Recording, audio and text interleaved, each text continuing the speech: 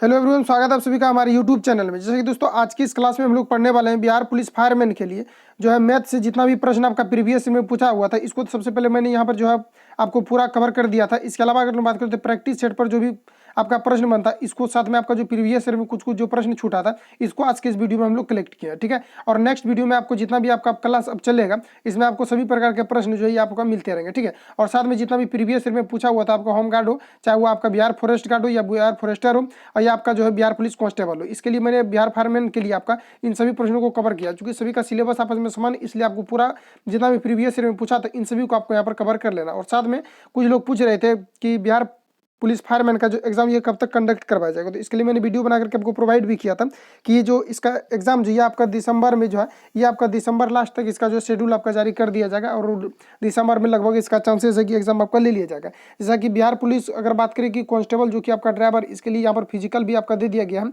और इसका जब फिजिकल दे दिया गया तो इसके बाद आपका बिहार पुलिस कांस्टेबल का रिजल्ट भी जारी किया जाएगा। और साथ में बिहार फॉरेस्टर का जिसने भी जिसका भी रिजल्ट आया हुआ है तो उसका भी आप जो है फिजिकल के लिए डेट के लिए बुला लिया जाएगा, ठीक है। तो इसके अलावा यहाँ पर हम लोग बात करने वाले हैं बिहार पुलिस फायरमैन के लिए, तो यहाँ पर जो है इसका दिसंबर लगभग जो है दिसंबर तक आपका जो है एग्जाम शेड्यूल को जारी कर दिया जाएगा और एग्जाम भी लगभग आपका लास्ट दिसंबर होते होते जो है ये आपका ले लिया जाएगा, ठीक है। तो यहाँ आज के इस क्लास में हम लोग पढ़ने वाले हैं बिहार पुलिस फायरमैन के लिए मैथ के प्रश्नों का डिस्कस करेंगे जो कि आपके एग्जाम पॉइंट ऑफ व्यू से काफी महत्वपूर्ण होंगे और जो कि आपके प्रैक्टिस सेट पर आधारित होंगे। तो पूरी वीडियो को ध्यान से देखिए और पूरी वीडियो को समझने का प्रयास कीजिए और साथ में आपको बनाने का भी प्रयास करना ताकि आपको कॉन्फिडेंस लेवल बढ़े। तो चलिए शुरू करते हैं वीडियो को और समझते हैं। पहला प्रश्न यहाँ पर आपको एक नंबर में जो पूछा जा रहा है, यहाँ पर आपको पूछा जा रहा है कि एक किले में 540 आदमियों के लिए 160 दिनों का राशन है, ठीक है। और 10 दिन पश्चात उसमें कह रहा है कि इसमें जो है 60 आदमी और शामिल हो जाते हैं तब राशन कितने दिनों तक चलेगा, ये आपको यहाँ पर पूछा जा रहा है। तो इसकी अगर हम बात करें तो ये देखिए आपका मिक्स्ड प्रोपोर्शन से सवाल है और बिहार फायरमैन में जो भी आपका प्रश्न पूछा जाएगा मैथ से ये काफी आपका नॉर्मली पूछा जाएगा। बिहार पुलिस में इसलिए लेवल उसका हाई रहता है क्योंकि बिहार पुलिस में वहाँ पर लिखा हुआ रहता है, इसका सिलेबस अगर देखे होंगे आप तो इसमें आपको 12th लिखा हुआ रहता है, लेकिन अगर बिहार फायरमैन की बात करें तो इसमें आपका 10th लेवल के पूछा जाता है, ठीक है। और जिसमें कि ज़्यादा बात करें तो इसमें आपका जो है लगभग अलजेब्रा से सबसे ज़्यादा इसमें आपको जो है प्रश्न देखने को मिलेगा और मैंने आपको जो है पढ़ा करके रखा है तो प्लेलिस्ट में आपको मिल जाएगा, तो वहाँ जाकर के आप लोग विजिट कर सकते हो, ठीक है। तो यहाँ पर चलिए शुरू करते हैं आज के इस क्लास को। तो यहाँ पर जो प्रश्न में जो पूछा जा रहा है 150, यहाँ पर एक किले में 540 आदमियों के लिए 160 दिनों के लिए राशन है, ठीक है। तो यहाँ पर जो प्रश्न में जो सबसे पहले कहा जा रहा है कि कितने दिनों के लिए है, तो 540 आदमियों के लिए है। तो 500 जब 40 आदमी, ये मिक्स प्रोपोर्शन से आपका सवाल है। ये जो है आपका MDH पर बनता है, ऑलरेडी मैंने आपको पढ़ाया हुआ भी था, ठीक है। तो यहाँ पर 540 हो जाएगा। उसके बाद यहाँ पर कहा जा रहा है कि 160 दिनों के लिए राशन है। तो यहाँ पर क्या कहा जा रहा है कि 160 दिनों के लिए राशन है, लेकिन 10 दिन पश्चात उसमें कह रहा है कि 60 आदमी और शामिल हो जाता है। 10 दिन पश्चात अगर शामिल हो जाता है तो इसमें आपका 10 दिन माइनस हो जाएगा 160 में, ठीक है। तो इसमें जब 160 में 10 दिन आपका माइनस हो जाएगा तो यहाँ पर कितना बच जाएगा, 150 आपका बच जाएगा। उसके बाद यहाँ पर आपका कहा जा रहा है कि 60 आदमी और शामिल हो जाते हैं। जब 60 आदमी और आपका यहाँ पर जब शामिल हो जाएगा तो इसमें आपका कितना हो जाएगा, टोटल पहले कितना था 540 था और इसमें अगर हम लोग 60 आदमी को और इसमें शामिल कर देते तो टोटल आपका कितना हो जाएगा, 600 हो जाएगा। और आपसे यहाँ पर पूछा क्या जा रहा है कि अब राशन कितने दिनों तक चलेगा, तो मान लेते कि राशन आपका X दिनों तक चलेगा। इसके लिए मैंने कॉन्सेप्ट भी बताया था MDH, और ये आप सभी को पता भी होना चाहिए कि MDH पर किस प्रकार से सवाल को बनाया जाता है। तो यहाँ पर अगर हम बात करें इसको अब हम लोग यहाँ पर कैंसिल आउट करते हैं, ठीक है। तो इसको जब हम लोग यहाँ पर कैंसिल आउट कर यहाँ से 2 जीरो आपको कैंसिल आउट करना है तो यहाँ पर आपका 2 जीरो ही कैंसिल आउट हो जाएगा। और 6 से अगर इसको काटना चाहते हो तो आप काट सकते हैं। तो यहाँ पर देखिए यहाँ इसको 6 से सबसे पहले हम लोग यहाँ पर इसको 3 से काट देते हैं, 3 से ये 2 बार में कट जाएगा और यहाँ पर आपका ये 5 हो जाएगा। 2 से इसको यहाँ पर काट दीजिए, तो 2 से इसको जब यहाँ पर काटिएगा तो ये आपका यहाँ पर 27 हो जाएगा और 27 पंचे आपका कितना हो जाएगा, तो गुना कर दीजिए तो 7 पंचे यहाँ पर आपका कितना हो जाएगा, 35, 3 बच जाएगा। और उसके बाद यहाँ पर देखिए तो 5 दूनी 10 यानी कि आपका हो जाएगा टोटल 135, जो कि ऑप्शन है यहाँ पर आपको ए में दिया हुआ करेक्ट है, ऑप्शन नंबर यहाँ पर आपका करेक्ट हो जाएगा। नेक्स्ट क्वेश्चन आगे बढ़ते हैं। नेक्स्ट यहाँ पर आपको देखिए कुछ इस प्रकार से यहाँ पर आपको पूछा जा रहा है कि यदि 2x बराबर 3y बराबर 4z हो तो x-y-z का रेशियो क्या होगा, ये आपको यहाँ पर पूछा जा रहा है। तो इस प्रकार के प्रश्न आपको जो है बार बार पूछे जाते हैं, तो ऐसे प्रश्नों को आपको ध्यान में रखना है और साथ में आपको प्रैक्टिस सेट यहाँ पर आपको मिलते रहेगा, तो प्रैक्टिस करते रहना है। तो यहाँ पर अगर बात करें अगर ऐसा प्रश्न पूछा जाता है और इसमें अगर आपको कॉन्स्टेंट राशि के बारे में ऐसे अगर पूछा जाता है जैसे x-y-z के बारे में यहाँ पर पूछा जा रहा है, इसका रेशियो क्या होगा। तो सबसे पहली बात यहाँ पर अगर ऐसा पूछा जाता है इसके बारे में रेशियो अगर पूछा जाता है तो जैसे x का मान निकालना निकालना है तो एक्स को आपको कुछ भी नहीं करना है। एक्स का जैसे कि निकालना है तो एक्स का जैसे यहाँ पर सबसे पहले हम लोग रेशियो लिख देते हैं एक्स वाई, और उसके बाद यहाँ पर हम लोग जेड लिख लेते हैं, ठीक है। तो जैसे एक्स का लिखना है तो एक्स को कुछ नहीं करना है, तो एक्स को हम लोग ढक दिए, मान लेते हैं कि इसको एक्स को इग्नोर कर दिए। उसके बाद यहाँ पर आपको देखिए 4 3 कितना हो जाएगा 12, वाई और जेड वाला को गुना करेंगे और जिसको हम लोग छोड़े हैं उसी के पास लिखेंगे, तो कितना हो जाएगा 4 3 यहाँ पर आपका 12 हो जाएगा। उसके बाद वाई का निकालना है तो वाई को हम लोग कुछ नहीं करेंगे, तो गुना किसको करेंगे तो एक्स और जेड वाला को करेंगे, और जिसको हम लोग कुछ नहीं किए उसके पास लिखना है, ठीक है। तो यहाँ पर कितना हो जाएगा तो 4 दूना यहाँ पर कितना हो जाएगा 8 हो जाएगा। उसके बाद यहाँ पर देखिए आप ये जेड वाला जो है जेड वाला को आपको छोड़ देना है। उसके बाद यहाँ पर आपको क्या करना है वाई और एक्स वाला को गुना करना है, तो यहाँ पर आपका कितना हो जाएगा 6 हो जाएगा। अब देखिए रेशियो में आप काट सकते हैं, इसको काटिए देखिए कितना आता है, 2 से इसको काटते हैं तो यहाँ पर आपका 3 हो जाएगा, 2 से इसको काटिए यहाँ पर 4 हो जाएगा, 2 से इसको काटिए यहाँ पर आपका कितना हो जाएगा 6, यानी कि 6 रेशियो और उसके बाद यहाँ पर आपका 4 रेशियो यहाँ पर आपका 3 हो जाएगा करेक्ट आंसर। तो देखिए 6 4 3 किस में दिया हुआ, तो ऑप्शन यहाँ पर ए में दिया हुआ correct answer, option number A यहाँ पर आपका करेक्ट हो जाएगा। नेक्स्ट क्वेश्चन आगे बढ़ जाते हैं। नेक्स्ट यहाँ पर आपको देखिए कुछ इस प्रकार से नेक्स्ट में यहाँ पर आपको पूछा जा रहा है 3 नंबर में कि ए बी और सी संख्याओं का औसत मान x है, ठीक है। तो ऐसा प्रश्न आपको पूछा जाएगा बिहार फार्मन के एग्जाम में, इसलिए ऐसा प्रश्नों को ध्यान से, और चूंकि मैंने जितना भी आपको सेट करवाया सारे में मैंने क्या किया सिलेक्टेड प्रश्नों को लगभग इंक्लूड किया, ठीक है। तो यहाँ पर अगर हम बात करें तो ए बी और सी संख्याओं का औसत जो दिया हुआ ये आपको x दिया हुआ, उसके बाद यहाँ पर आपको क्या कहा जा रहा है कि A B plus B C plus C A बराबर अगर 0 हो तो यहाँ पर आपको पूछा जा रहा है कि ए स्क्वायर बी स्क्वायर और सी स्क्वायर का औसत क्या होगा, ये चीज़ों को आपको यहाँ पर पूछा जा रहा है। तो हम लोग यहाँ पर सबसे पहले क्या करेंगे कि यहाँ पर जो आपको यहाँ पर दिया हुआ ए प्लस बी प्लस सी संख्याओं का जो औसत मान दिया हुआ है, तो इसका जो औसत जो यहाँ पर आपको निकाला हुआ होगा ये कैसे निकाला गया होगा, तो यहाँ पर क्या क्या होगा कि ए प्लस बी प्लस सी बट्टे यहाँ पर आपका 3 किया होगा। चूंकि औसत निकालने के लिए यहाँ पर आपका फॉर्मूला है कि सभी को जोड़ दीजिए और जितना संख्याओं को आपने ऐड किया है उससे क्या करना है डिवाइड कर देना है, तो वो क्या होता है कि औसत में आपका बढ़ जाता है। तो यहाँ पर हम बात करें तो ए प्लस बी प्लस सी बराबर किया होगा, तब इसका जो औसत मान आया होगा ये आपका एक्स आया होगा, ठीक है। तो इस प्रकार से यहाँ पर आपका किया गया होगा। तो अब इसमें आपको क्या करना है कि जैसे कि यहाँ पर मान लेते हैं इसको अगर सॉल्व करते हो आप, तो ये हो जाएगा आपका ए प्लस बी प्लस सी बराबर कितना हो जाएगा 3x हो जाएगा। इसको अगर मल्टीपल करते हो तो उसके बाद यहाँ पर देखिए कि प्रश्न में क्या कहा जा रहा है कि A B plus B C plus C A बराबर अगर 0 हो तो A square plus B square sorry A square B square और सी स्क्वायर का मान क्या होगा, ये आपको यहाँ पर पूछा। तो यहाँ पर देखिए ये आपको जो कंडीशन दिया हुआ है ये कंडीशन को सिर्फ आपको ध्यान में रखना, अभी इसका यूज नहीं करना, यूज होगा तो यूज करेंगे, ठीक है।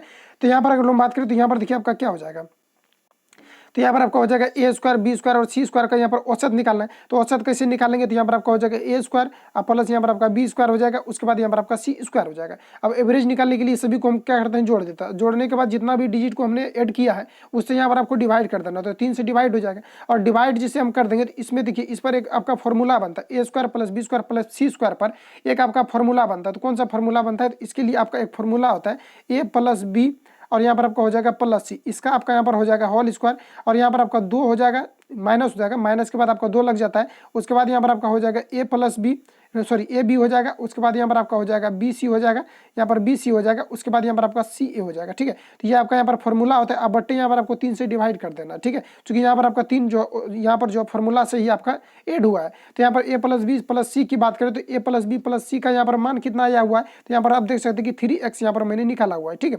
तो यहाँ पर कितना निकाला है, तो यहाँ पर आपका 3x है। तो यहाँ पर क्या करना है कि ए प्लस बी प्लस सी के जगह पर आपको यहाँ पर क्या करना है 3x रख देना है, और स्क्वायर है तो यहाँ पर हम लोग स्क्वायर कर देंगे। और यहाँ पर देखिए माइनस करना है 2 into A B plus B C plus C A का मान देखिए यहाँ पर आपको कितना दिया हुआ था, जिसको कि मैंने बोला था कि आपको कंडीशन यहाँ पर आपको दिया हुआ है। तो ये आपका यहाँ पर कितना दिया हुआ था 0, तो यहाँ पर आपको क्या करना है 0 रख देना है। और 0 में यहाँ पर आपको 2 से डिवाइड सॉरी ये गुना दिया हुआ, तो गुना अगर 0 से करते हैं तो ये आपका पूरा 0 हो जाएगा। तो इसका फिर यहाँ पर कोई वैल्यू नहीं, तो इसको हम लोग यहाँ पर खत्म कर देते हैं। और यहाँ पर डिवाइड कितना से करना है 3 से। तो यहाँ पर देखिए 3x का अगर आप स्क्वायर करते हो तो कितना हो जाएगा, तो ये आपका हो जाएगा 9x स्क्वायर हो जाएगा, बट यहाँ पर आपका कितना हो जाएगा 3, और 3 से इसको कैंसिल आउट करते हैं तो यहाँ पर कितना हो जाएगा, तो 3x स्क्वायर हो जाएगा, ठीक है। तो यहाँ पर आपका फाइनली जो आंसर आएगा ये आपका 3x स्क्वायर हो जाएगा, जो कि ऑप्शन नंबर सी में यहाँ पर आपको दिया हुआ correct answer option number C यहाँ पर आपका करेक्ट हो जाएगा, ठीक है। नेक्स्ट क्वेश्चन आगे बढ़ते हैं। नेक्स्ट यहाँ पर आपको पूछा जा रहा है इस पर, तो यहाँ पर अगर नेक्स्ट प्रश्न की बात करें तो यहाँ पर देखिए नेक्स्ट में क्या पूछा जा रहा है कि ए बी और सी का यहाँ पर आपको औसत दिया हुआ है 45 किलोग्राम है, ठीक है। तो यहाँ पर उसके बाद कहा जा रहा है कि ए और बी का औसत भार 40 किलोग्राम है और बी तथा सी का औसत भार जो यहाँ पर 43 किलोग्राम है, तो बी का औसत भार कितना होगा ये आपको यहाँ पर पूछा। तो बी का जो यहाँ पर पूछा जा रहा है किलोग्राम में इसका पूछा रहा है, इसका एवरेज नहीं पूछा जा रहा है, यहाँ पर पूछा रहा है कि बी का भार जो है किलोग्राम में कितना होगा ये आपको यहाँ पर पूछा। तो देखिए किलोग्राम में अगर पूछा जाता है तो जो आपको एवरेज दिया हुआ एवरेज को सबसे पहले आपको यहाँ पर योग में चेंज करना होगा, और जैसे युग में चेंज करोगे तो उसके बाद यहाँ पर आपका जो ये आपका खुद जो आंसर आ जाएगा। तो कैसे आएगा, तो यहाँ पर देखिए जैसे कि ए बी सी का यहाँ पर आपको औसत कितना दिया हुआ है, तो ये आपको 45 दिया हुआ, और आपको पता होना चाहिए कि ए बी सी का अगर 45 अगर एवरेज दिया हुआ है, इसका योग निकालेंगे तो क्या करेंगे, तीन संख्याओं को ऐड किया है तो 45 3 कितना हो जाएगा, 135 हो जाएगा। इसके लिए यहाँ पर थोड़ा सा हम लोग यहाँ पर लिख देते हैं, ठीक है।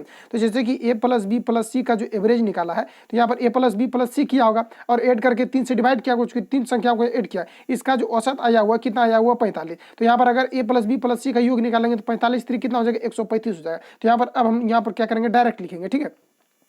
तो यहाँ पर आपका कितना हो जाएगा, तो ए प्लस बी प्लस सी बराबर आपका कितना हो जाएगा, तो ये आपका 135 इसका योग हो गया। उसके बाद ए बी का कितना दिया हुआ है औसत भार, तो 40 किलोग्राम। तो ए प्लस बी का अगर औसत निकालेंगे तो कितना हो जाएगा, 40 2 80 हो जाएगा आपका।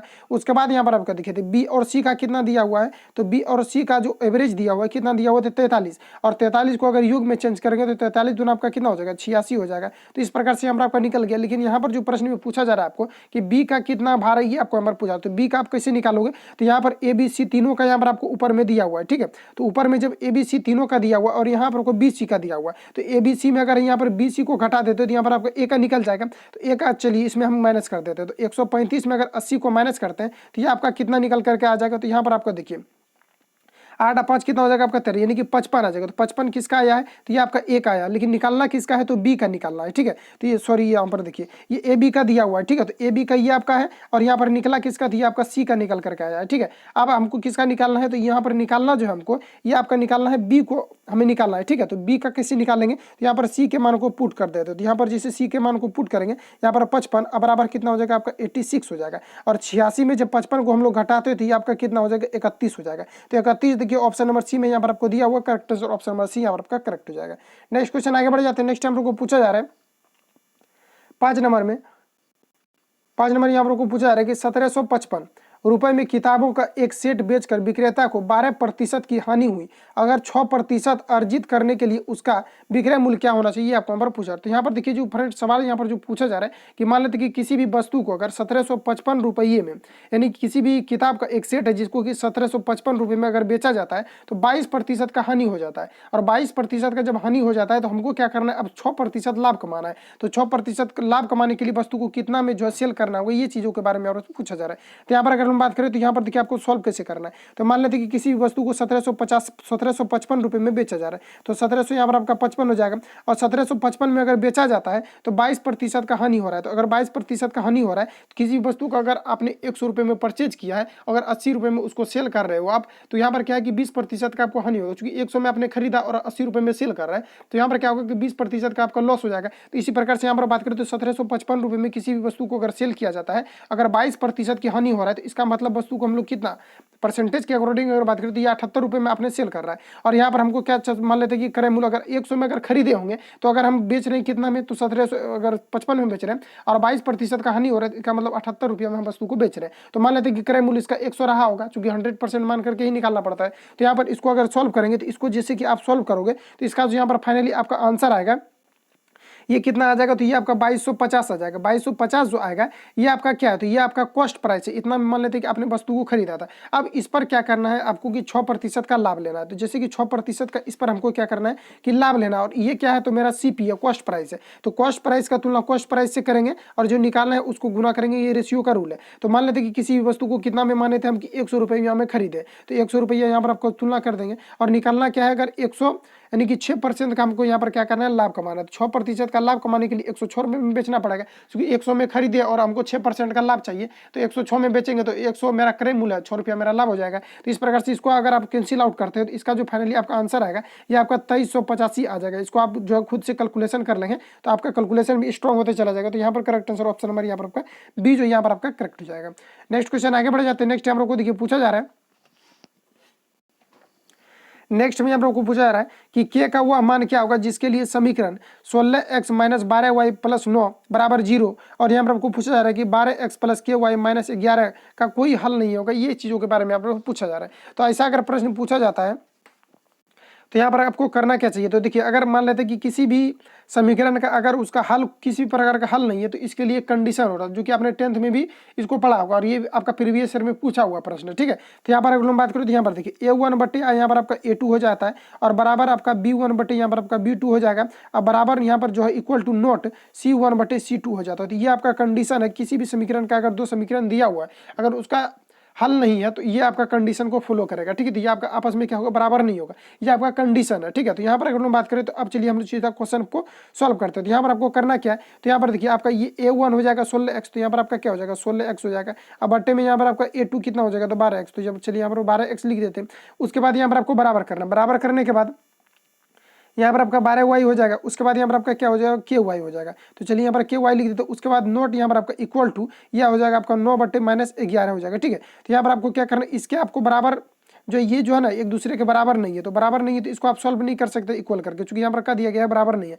और वहाँ पर औचर राशि का जो मान होता है चर राशि का, तो वहाँ पर कहाँ पर निकलता है, जहाँ पर कि बराबर होता है वहीं पर हम लोग क्या करते हैं कि गुना करते हैं, क्रॉस मल्टीप्लिकेशन करते हैं, तो वहाँ पर आपका वैल्यू निकल करके आता है। तो यहाँ पर देखिए x ये आपका कट जाएगा और y कट जाएगा, तो इन दोनों को यहाँ पर आपको बराबर करना पड़ेगा, ना कि आपको ये वाला 9/11 को, चूंकि यहाँ पर क्या दिया गया ये आपका बराबर नहीं है, ठीक है।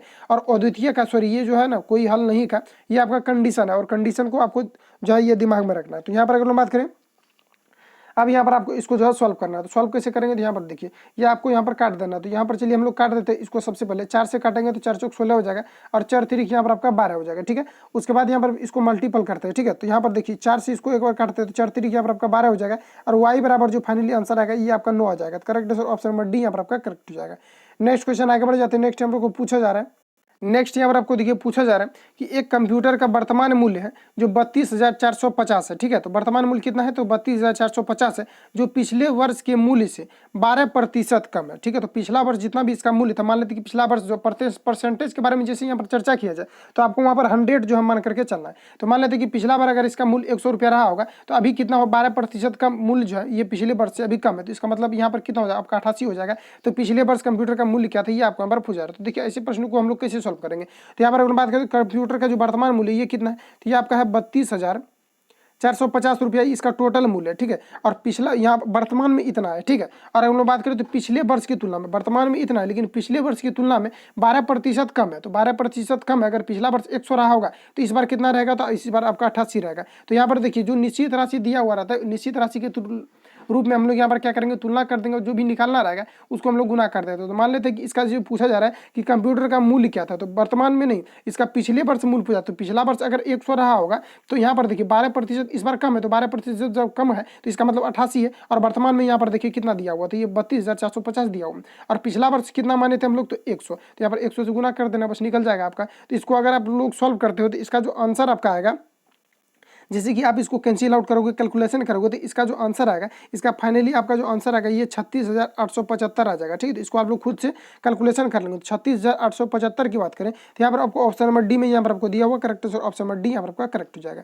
नेक्स्ट क्वेश्चन आगे बढ़ते हैं। नेक्स्ट आपको पूछा जा रहा है कि एक कक्षा के विद्यार्थियों को उतने ही 5 रुपये के सिक्कों को दान करने हैं जितने कक्षा में विद्यार्थी हैं। यदि कुल संख्या 5120 रुपया हो तो कक्षा में विद्यार्थियों की संख्या कितनी होगी, ये आपको यहाँ पर पूछा जा रहा है। तो देखिए यानी कि कहने का मतलब है कि एक व्यक्ति के बारे में पूछा जा रहा है कि अगर एक व्यक्ति यहाँ पर 5 रुपये के सिक्कों को अगर डोनेट करता है, दान करता है, तो यहाँ पर क्या है कि कुल जो मूल्य इसका जो राशि हो जाता है 5120 हो जाता है। तो यानी कि कहने का मतलब विद्यार्थी की संख्या कितना है, तो ये आपको यहाँ पर पूछा है। तो यहाँ पर देखिए आप लोग क्या करोगे कि यहाँ पर 120 यानी कुछ लोग क्या करेंगे 5120 लिखेंगे और 5 से डिवाइड कर देंगे, क्योंकि एक व्यक्ति के द्वारा 5 रुपया दिया जा रहा है तो 5 से डिवाइड कर दीजिएगा, तो यहाँ पर आपका ये आंसर आ जाएगा। लेकिन यहाँ पर जो आंसर आएगा ये आपका करेक्ट नहीं आएगा, ये आपका गलत हो जाएगा, क्योंकि यहाँ पर देखिए कंडीशन सबसे पहले हम लोग यहाँ पर क्वेश्चन को समझना कि मान लेते कि अगर x रुपया कोई भी डोनेट कर रहा है, अगर 5 आदमी अगर कर रहा है तो यहाँ पर क्या होता है कि मान लेते कि विद्यार्थियों की संख्या x है और x रुपया कोई डोनेट कर रहा है तो x गुना x करते हैं। तो मान लेते कि कोई व्यक्ति 5 रुपया अगर डोनेट कर रहा है एक व्यक्ति, तो 10 व्यक्ति कितना करेगा, तो 10 25 यहाँ पर आपको 50, इस प्रकार से आप निकालते हो। तो वही यहाँ पर आपको कंडीशन को फॉलो करना है। तो यहाँ पर मान लेते हैं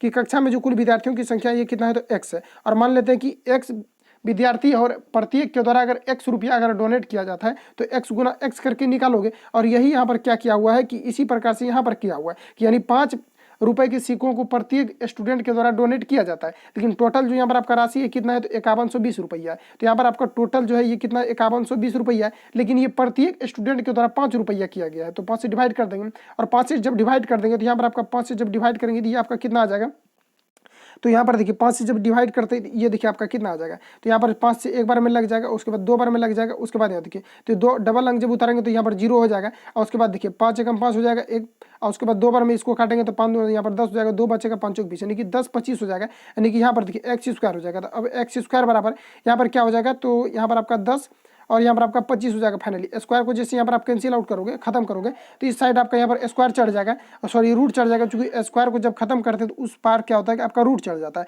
और 1025 का आपको यहाँ पर क्या करना है कि वर्गमूल निकालना है। तो 1025 का जो आपका यहाँ पर वर्गमूल निकल के आएगा ये कितना आएगा, तो यहाँ पर आपका 32 आ जाएगा। ठीक है, तो correct answer option number D यहाँ पर आपका करेक्ट हो जाएगा। नेक्स्ट क्वेश्चन आगे बढ़ते, नेक्स्ट टाइम को पूछा जा रहा है। तो नेक्स्ट यहाँ पर आपको पूछा जा रहा है कि निम्नलिखित विवरण की माध्यिका क्या होगी, ये आपको यहाँ पर पूछा जा रहा है।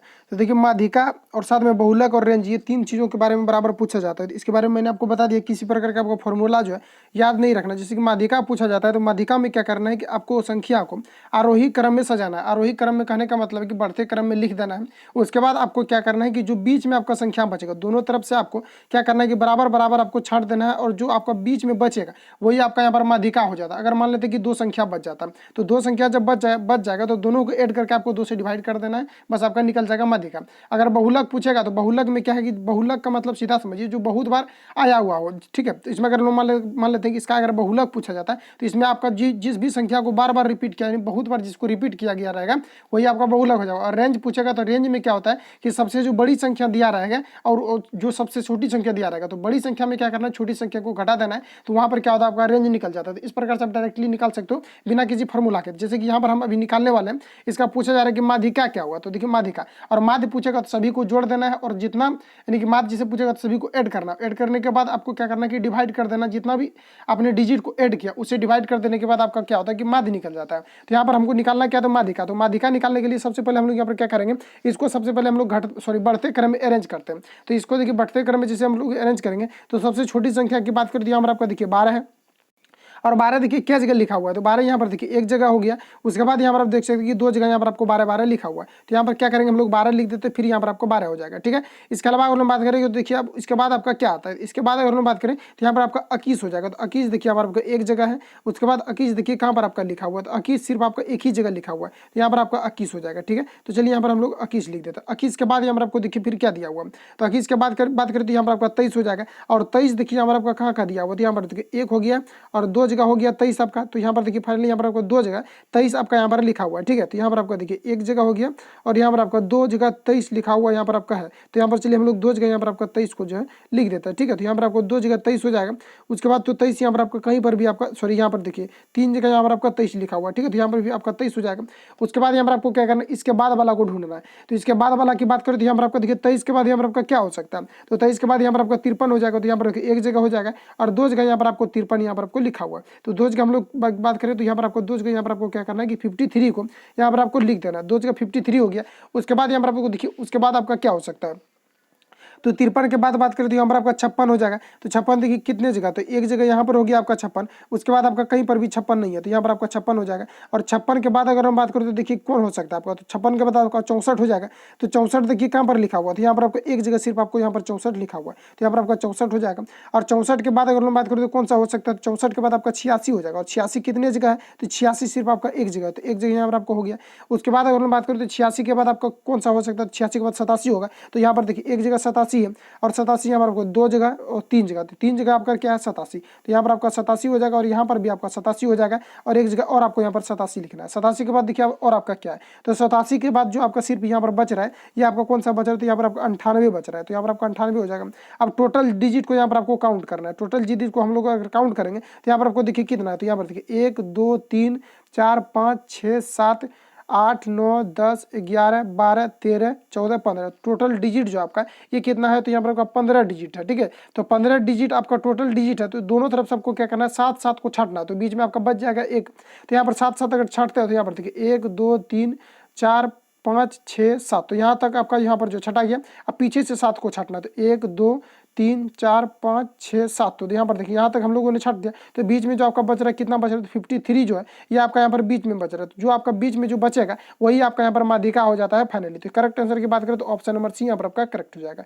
नेक्स्ट क्वेश्चन आगे बढ़ जाते हैं। नेक्स्ट हम लोग को पूछा जा रहा है यहाँ पर जो पूछा जा रहा है, यहाँ पर देखिए क्या पूछा जा रहा है, तो माध्य पूछा जा रहा है। तो इन आंकड़ों को यहाँ पर क्या करना है, माध्य। और माध्य के बारे में मैंने आपको बताया कि सभी को ऐड करके आपको यहाँ पर क्या करना है कि जितना भी संख्याओं को आपने ऐड किया है उसे यहाँ पर आपको डिवाइड कर देना। तो यहाँ जैसे हम लोग डिवाइड करते हैं तो 10 और 5 कितना हो जाएगा 15, 15 या 7 कितना हो जाएगा 22, और 22 या 23 हो जाएगा। प्लस वाला को पहले आपको ऐड करना है तो 23 हो जाएगा, और 23 और 4 कितना हो जाएगा आपका 27 हो जाएगा, और 27 में फिर आपको 4 को ऐड करना है तो कितना हो जाएगा फाइनली आपका 31 हो जाएगा। 31 आपका प्लस वाला है, माइनस वाला को ऐड करेंगे तो 3, और यहाँ पर आपको 2 कितना हो जाएगा 5, और 5 कितना हो जाएगा 10 हो जाएगा। तो 31 में अगर हम लोग 10 को अगर माइनस करते हैं, क्योंकि माइनस में आपका 10 रहेगा और हमको क्या करना है जोड़ना है, तो जोड़ेंगे तो घटेगा, प्लस माइनस माइनस होता है माइनस होगा, घटेगा, लेकिन सिंबल रहेगा मेरा प्लस का। तो यहाँ पर कितना हो जाएगा आपका 21 हो जाएगा, और 21 तो यहाँ पर आपका हो गया। अब क्या करना है, माध्य निकालना है, तो माध्य में क्या करना पड़ता है, डिवाइड करना पड़ता है। तो टोटल जो डिजिट की संख्या है ये कितना है, तो 1 2, और यहाँ पर देख सकते हैं कि 1 2, और उसके बाद यहाँ पर देखिए 1 2 1 2 3 4 5 6 7 8 9 10। तो यहाँ पर आपको टोटल कितना है, तो ये आपका 10 है। तो 10 यहाँ पर आपको क्या करना है, डिवाइड कर देना है, और 10 से अगर 21 में भाग देते हो तो यहाँ पर आपका कितना हो जाएगा 2.1 हो जाएगा। तो करेक्ट आंसर की बात करें तो यहाँ पर ऑप्शन नंबर सी में यहाँ पर आपको दिया हुआ है correct answer, option number C यहाँ पर आपका करेक्ट हो जाएगा। बस इतना ही प्रश्न लेकर के आए थे। मिलेंगे नेक्स्ट वीडियो में। जितना भी आपका मैथ्स है, चूंकि इसका जो सिलेबस है इसमें आपका लगभग जो है 12 नंबर का लगभग आपका मैथ पूछा जाएगा, लगभग 12 का पूछा ही जाता है, जिसमें कि 1 2 ऐसे होते हैं जो कि मिसिंग टाइप का आपको रीजनिंग टाइप का पूछा जाता है। इसके अलावा 70 नंबर का आपका जीके जीएस लगभग पूछा जाता है, तो इसको भी मैंने आपको कवर कराया है, और साथ में आपका जो ये अभी बाकी है इसको मैं यहाँ पर जो है प्रोवाइड करते रहूँगा। तो यहाँ पर हो गया आपका। उसके अलावा जो हिंदी में पूछा जाता है, हिंदी में लगभग आपका 10 प्रश्न का हिंदी भी पूछा जाता है, और 5 से 6 नंबर का इंग्लिश पूछा जाता है। तो इस प्रकार से यहाँ पर आपका प्रश्न पूछा जाता है, तो आपको ज़्यादा से ज़्यादा प्रैक्टिस करना है, और यहाँ पर आपको कंटेंट मिलते रहेगा। स्टैटिक जीके से सबसे ज़्यादा पूछा जाता है, तो इसको यहाँ से जो है आपको प्रोवाइड किया जा रहा है, और बिहार जीके भी मैंने आपको पढ़ा दिया है। तो स्टैटिक जीके अब यहाँ पर चालू हो चुका है, तो चैनल पर पहली बार विजिट किया तो सब्सक्राइब कर देना, बेल आइकन को प्रेस करना, क्योंकि जब भी वीडियो अपलोड होगा तो आप तक नोटिफिकेशन आप सबसे पहले हमारे कंटेंट को देख पाएंगे। तो मिलते हैं नेक्स्ट वीडियो के साथ, तब तक के लिए जय Hind, best of luck, bless you God.